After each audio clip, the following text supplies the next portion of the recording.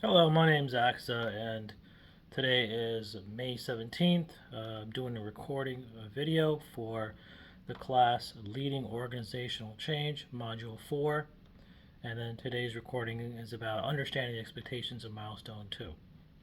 So in Milestone 2, there are four key areas we're going to be focusing on. First is the stakeholder identification. We will identify two stakeholders from both the U.S. and the Singaporean office, looking at their significance and how they will drive the change process.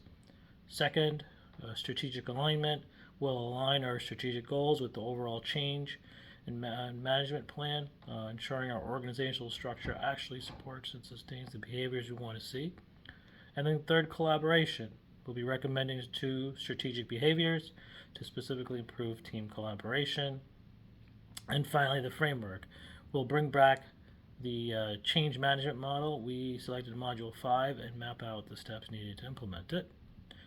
Now, to create a successful lasting change, we have to fix how we communicate. Right now, there's a disconnection flowing from top level management down through middle management and to our employees. Specifically, we're seeing few roadblocks, like the perceived lack of transparency from senior officials, no feedback loops for employees to voice their opinions, and this is causing people to lose sight of our core values or missions and the exact purpose behind the Singaporean office expanding into the U.S. markets. Now, to fix this, our internal communication strategy must serve two vital roles. First, it needs to clarify and explain the why, the what, and the how of this change, and honestly answer what's in it for employees. And then second, we must build a feedback loop. We can do this by partnering with our IT department to create a platform that allows our employees to give feedback. This also may allow team leaders to step in and give us a way to track and react to problems. Now, middle managers do play a critical role.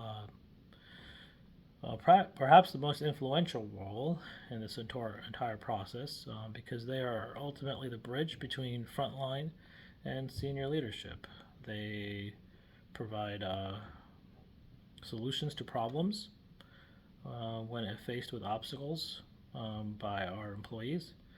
There are also an escalation path. If an issue is too big for our employees to handle, um, employees can escalate the issues, and our middle management can help. And then there are also the guardians of the processes. Sometimes there are new policies and procedures in place by senior leadership, and they can implement those by recording, monitoring, and coaching their teams. And then finally, how do we equip our managers to succeed, and how do they lift up their teams? Well, it does come down to investment in coaching and also active listening. We do need to invest in resources that'll back our managers and also our team and their employees, whether it's educational tools, adding new resources, um, and then also actively coaching is going to be very important, especially for our new hires. Maybe one-on-one meetings, or create a development plan, or provide suggestions, or motivate. So these are some of the things that they can do. And the last thing I think managers must do is they must listen by creating maybe a monthly feedback assessment where employees can reflect, um, and managers can possibly read them and provide the feedback to develop our employees. So this concludes our video, and thank you for listening.